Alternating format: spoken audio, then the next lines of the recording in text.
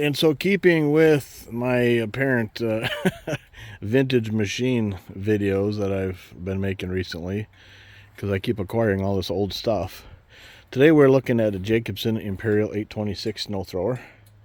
8 horsepower Tecumseh engine, 2-stage. This thing is in wonderful condition. I just got done replacing the shear pins. I just got done replacing the carburetor. The electric starter on this does not work, and I probably won't bother fixing it because it starts up really well just by pulling on the rope. So let's take a look at the model number here. I'll take a quick look at the dashboard first. So up here, this is for engaging the drive. This is for selecting the gears. We got 4 speeds forward and 1 speed in reverse. Throttle, ignition, and of course turning to shoot. And this lever over here engages the blades down here. Let's get past the Tecumseh engine. And there's the model number right there. So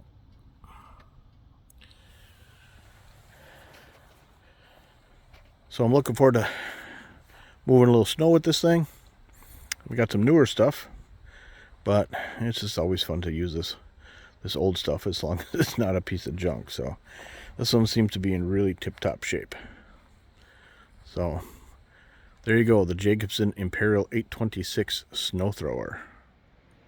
All right, so I've got the Jacobsen propped up so I can take a look at what's going on in the chute.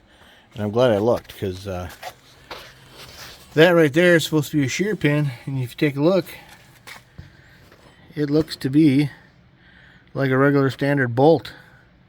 Flat-headed bolt with a couple of nuts on the bottom. Here's a grease zerk. Over on this side, it gets even more impressive. Look at that thing.